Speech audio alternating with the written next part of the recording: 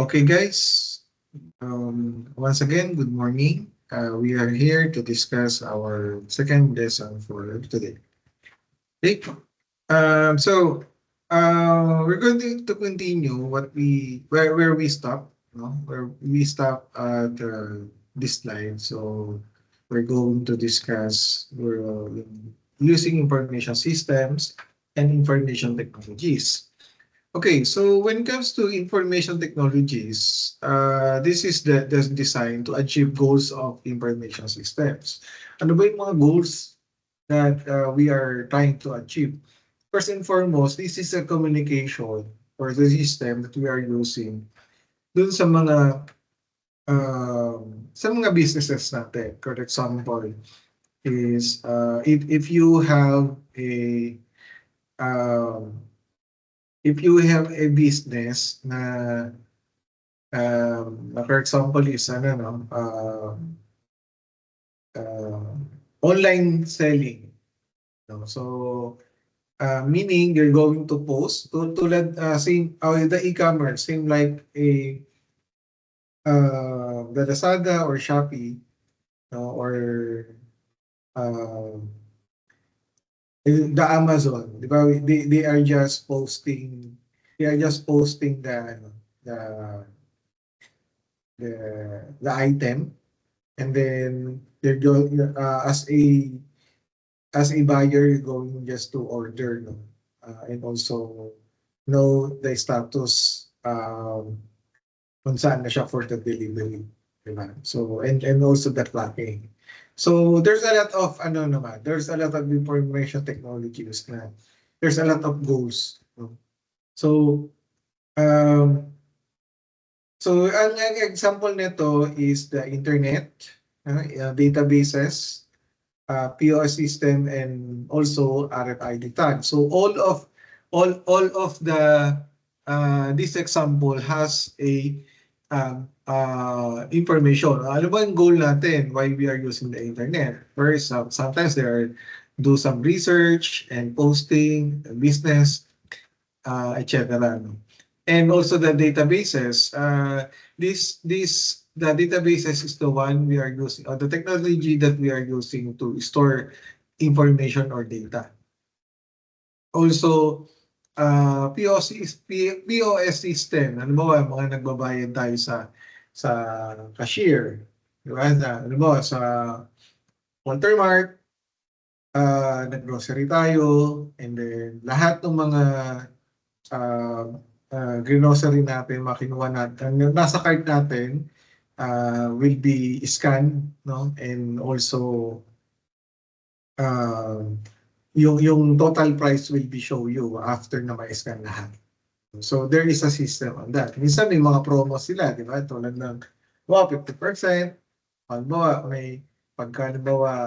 for the participation merchant or participation na company, uh, sila, di ba, may mga promo na may makukuha kang something or gift, di ba? RFID tags, usually that we are using on the SLEX or expressway, di ba? This is a cashless, di ba, na we are just um, letting our car, you know, in the front of the scanner, and then automatically mag-ano na siya, tataas na yung buong. So um, there is also the information there kasi halimbawa hindi tumaas yung yung buong. Tapos ang sabi is pag-check nila, hindi nila nakita kung saan kagaling o saan ka nag-exit. Di ba? Magbabayad ka. Diba? Pumasok ka ng SLEX, tapos pumasok ka ng Kabuyaw exit, no? Tapos lumabas ka ng Santa Rosa. And then sabihin nila, ay, hindi ko nakita, no? Hindi siya tumataas. Tatanungin ng teller.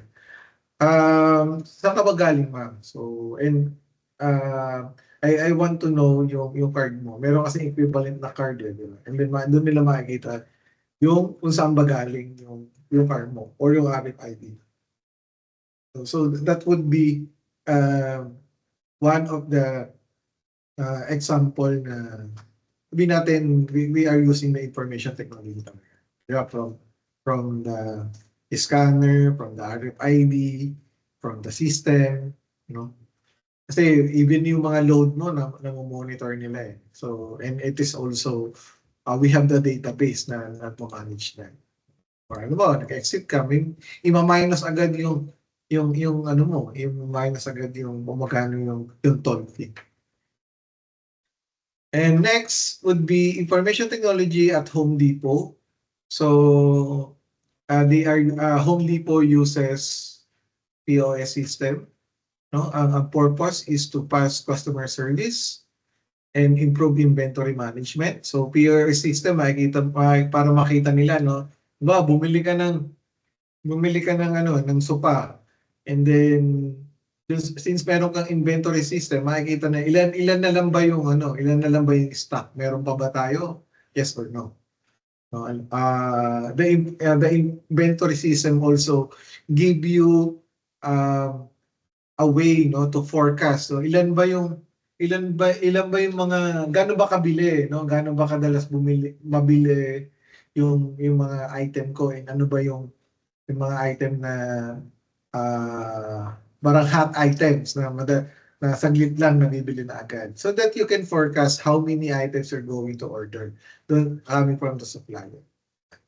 Then, wireless network, it is efficient in the store communication. Why? Because sometimes, di ba, meron yung credit card natin, no? Minsan, yung ginagamit nila na ano, di ba? Ginagamit natin na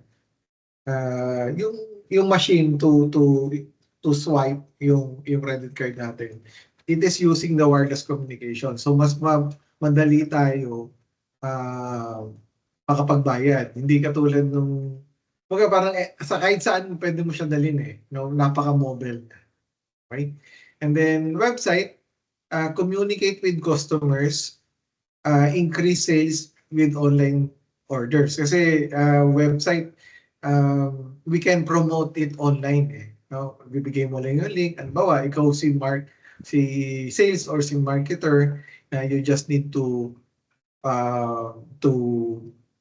market, no, via Facebook man yan or via email man yan. Sabihin mo this would be our website. Alam mo, magsasend ka ng email doon sa customer, tapos you're going to introduce yourself or yung company, and then you're going to provide yung website, diba? So, and then you can the seller or the buyer can also purchase or order kung ano yung gusto nilang bilhin, and then they can also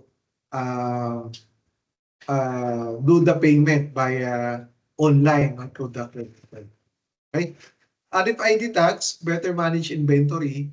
Ibig sabihin, kung halimbawa lalagyan sa warehouse, di ba, may mga RFID tags. Halimbawa, yung sasakyan, yung nilagyan siya ng RFID tags. So, you can know kung you can determine whether itong sasakyan na ba to is anong tawag dito? Saang location siya ng warehouse niyo. Kasi malaki yung warehouse eh.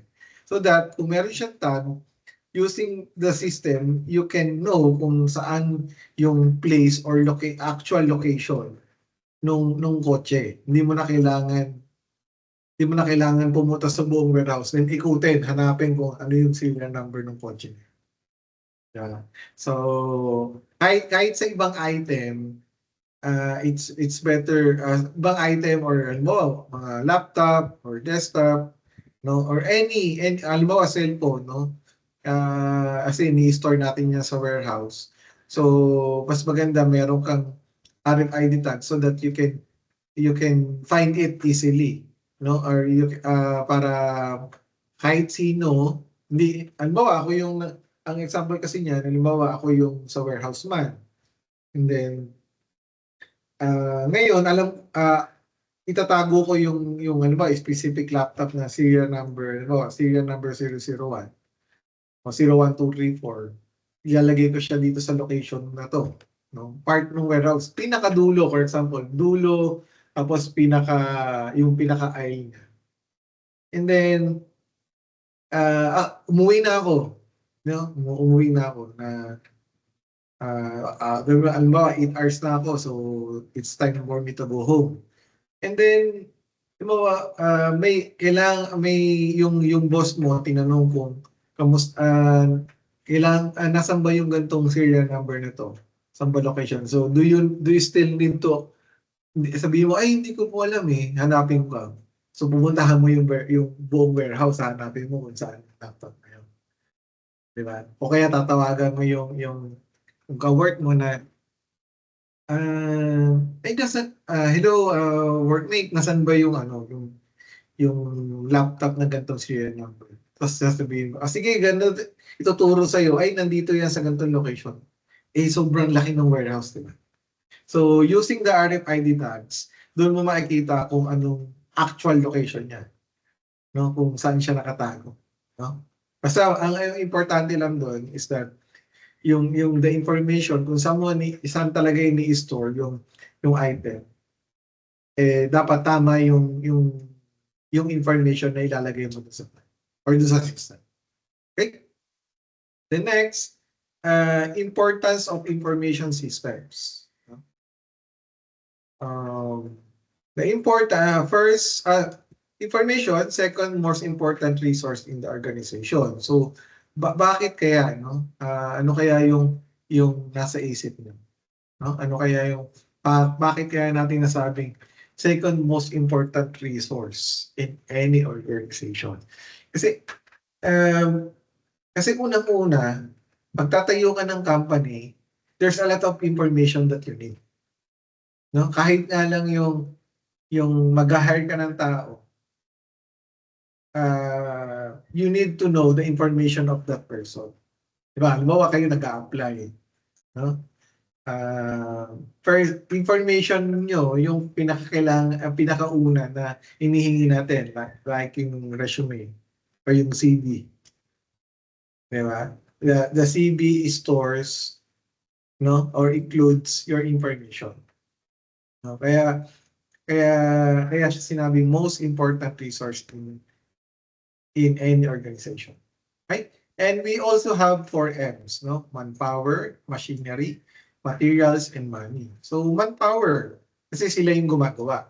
Ano? Sila yung gumagawa ng, halimbawa, sa warehouse, sila yung mga forklift operator. So that's what you call manpower.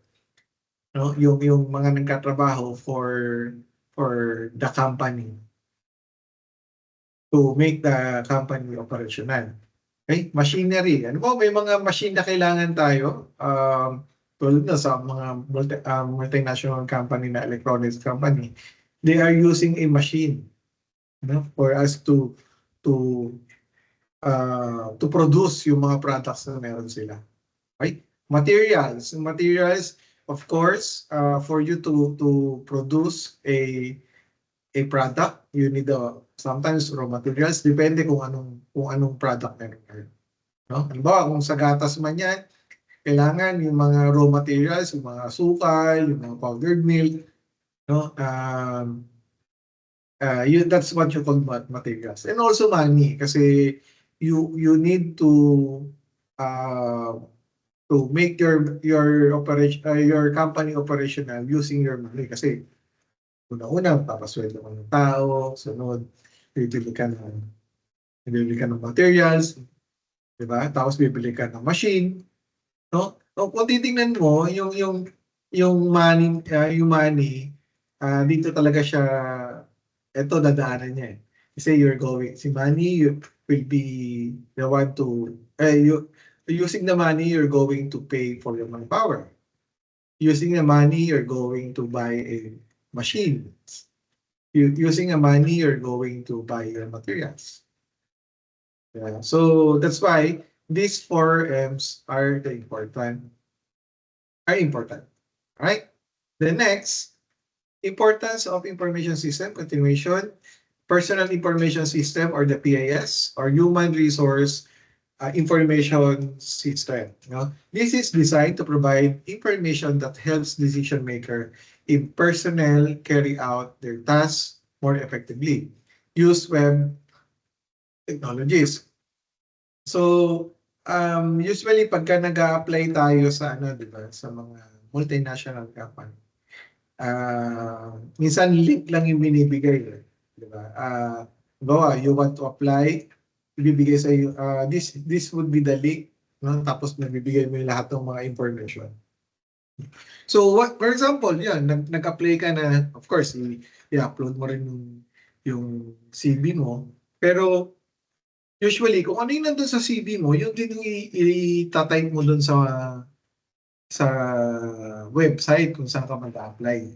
Diba? So, just in case na you got shortlisted, technically, they will be reaching out to you. Halimbawa, ako si HR, no? Ito yung nag-apply ka, no? Nag-apply, isa sa inyo nag-apply, and then titingnan ko yung information na nakuha ko dun sa based on your application na sinubmit nyo. Diba? Ay, ganito, si applicant number 1, tingin na information, sige, I'll have to call him. No? So, tinawagan ka, and then na-interview ka, tapos nakapasa ka. So, yung information na nandun, you do not need to enter it once again. Kasi automatically, sabihin nila na, ay ito, sa system namin na HR, Human Resource Information System, nag-apply siya ng ganitong date, tapos okay, hired na siya, hired na yung status niya. So, automatically, you can, once na you got onboarded, the HR will also will be able to see yung details kung kailan ka until such time na ma-hire ka, until such time na mag-resign ka o mag-retire ka, nandun pa rin yung information. Nasa human resource information pa rin. Okay? Lahat ng mga gagawin mo sa company, you were able to see using the human resource information system. And it is web technologies din. Part of the web technologies. Okay? So, napaka-vital ng HRIS sa mga company, dahil na kung you have a lot of employees. Okay? And then, main difference between an intranet and the internet. So, the intranet is the one that, merong isang company, halimbawa, ano bang company? Facebook, for example. The Facebook, sabihin natin intranet lang, lahat ng mga employee ng mga ng Facebook are only allowed to be able to access yung mga websites over the website over the internet. Sabihin, lahat ng connected dun sa network ni Facebook. Ano ba, nag-ano tayo, di ba?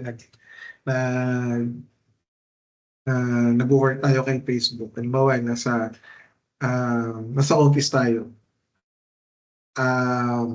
Doon mo lang ma-access yung mga website ni Facebook kapag nandun ka lang sa network, connected ka sa network ni Facebook. Pero kung hindi ka connected sa Facebook, hindi ka connected sa network ni Facebook, technically, hindi mo siya ma-access. No? So, si public internet naman, kahit saang internet connection ka nakakonect, sa bahay nyo man, or sa cellphone mo, or sa mall, and then you're able to access, it is public. No? Pero kung it is within the organization, lahat ng mga connected dun sa company na yun, yung able to connect or to to use yung website, that's what you call the intranet. Okay? The next, continuation of the ano pa rin, no, importance ng information system. Logistics information system, no? This is designed to reduce the cost of transporting materials and maintains safe and reliable delivery. So tulad no, sa mga ano natin doon sa pagka nagano tayo sa what to call this, sa Shopee or Lazada. 'Di ba minsan galing pang China, gawin mo isang ano lang, isang item lang. Halimbawa, bumili ka lang ng mouse, no? From China pa, magkano lang yung mouse? Sabihin natin wala pang 100 for example. And then, buri mo galing pang China, magkano yun? Hindi natin alam. No? Kaya nakalagay dito to reduce the cost of transporting materials. Kasi, ano sila, multiple items. Meron siyang schedule. No? Ng logistics na ipapaship, no? Or siniship from China going to Philippines. And also maintain safe and reliable delivery. It is reliable kasi unang-una, they do have the system.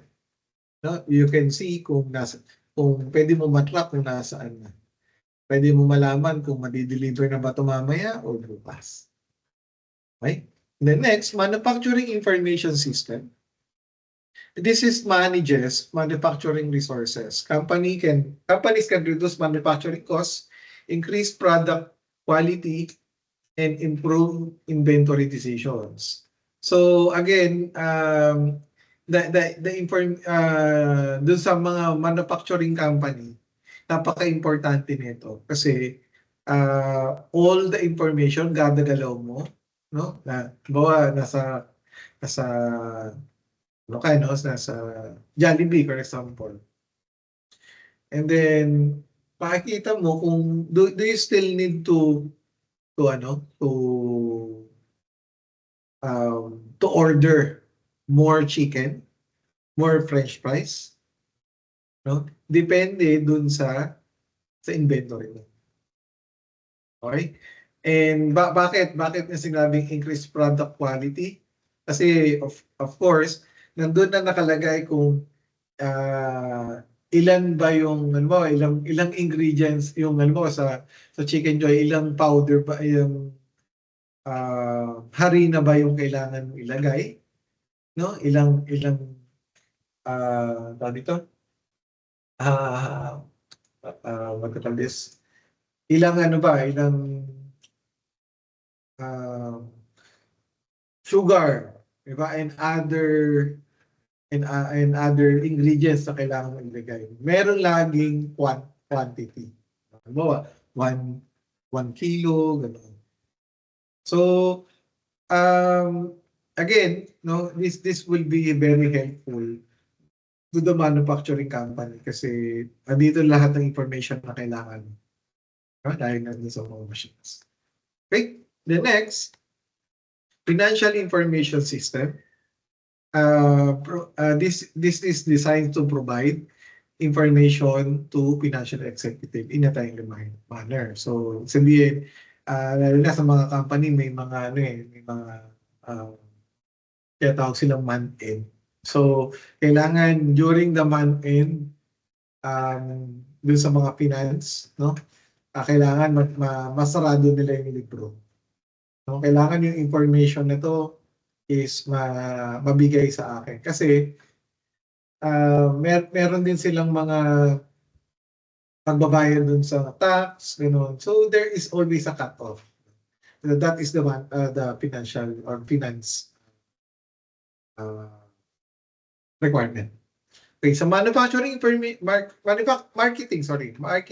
information system naman or MKIS improves marketing results, provide timely, accurate, and integrated information about the marketing mix. So again, during the data that you have for the marketing, you can decide kung ano ba yung magiging next step mo. For example, sa marketing, sa Facebook, ilan ba yung nag-view ng mga video ko? Ilan ba yung mga video ko na wala, konti lang yung viewers. No, that's the marketing decision. It will help you to decide kung ano ba yung mga video na madalas pinapanood ng mga tao.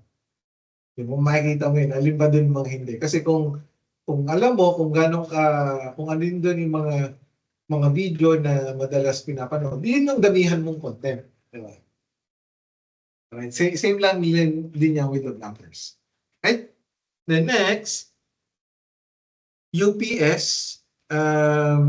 UPS, information technology at UPS. No? So, UPS Delivery Intercept. This is a web-based service that allows customer to intercept and reroute package before they are delivered. So, ibig sabihin yan, they are letting the sender or recipient to stop, no, and redirect yung package, letter or plot that is not out of delivery and already delivered. For example niyan, here are example. Bawa, expected delivery ng item mo from China is halimbawa today. Expected delivery yun. Tapos,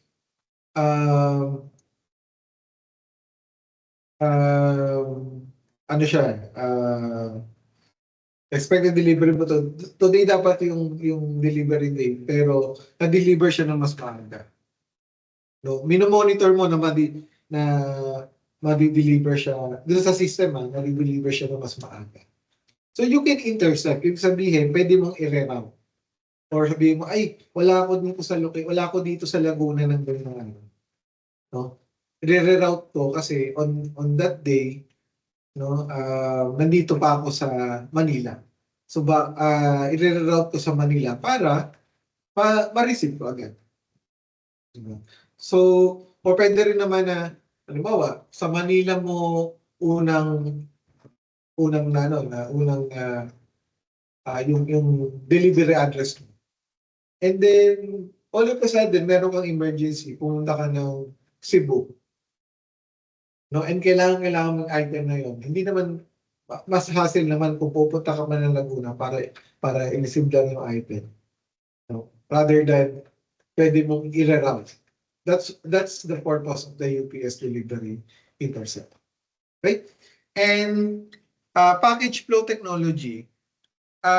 Package flow technology augments the list of known packages with predicted delivery in order to make plan in time the delivery routes. No? Like what I mentioned kanina, you can able to predict delivery in order. No? Ipe-predict mo kung you can yung mga predicted delivery you can also change it, no, if needed. Depende dun sa requirement. Okay? And it is also package yung package flow technology, it is also plays a crucial role in ensuring the safety, quality, and sustainability of the product throughout the supply chain. Okay? That's all for today, guys. Maybe we're going to proceed. Sorry. Siguro until up to here pala tayo. Okay, so last na pala itong topic na to, Walmart Stores Incorporation. So si Walmart, as far as I know, this is a grocery store doon sa either sa US or basta somewhere in America. And they are the largest private satellite communication. Iba pa pala to. Akala ko yung Walmart na grocery. Anyway, sorry about that. Walmart satellite network. Largest private satellite communication system in the US, like branch store with the home office in Bentonville, Arkansas. So, okay, it seems that they have stores and also satellite. Okay, so they are using the POS systems. They have retail link and also electronic data interchange and RFID technologies. Ibig sabihin, meron silang yung sa cashier na POS system, tapos retailing. And then yung electronic data interchange, ito yung mga data that they are using electronically to have an interchange, and also the RFID technologies. RFID technologies is the one that I have discussed kanina, yung sa warehouse management. So I think that's all for today, guys. I hope you learned something, and please expect, I think possible by next week, we will be having our exercises for this. Okay? Thank you so much and good luck. Bye for now.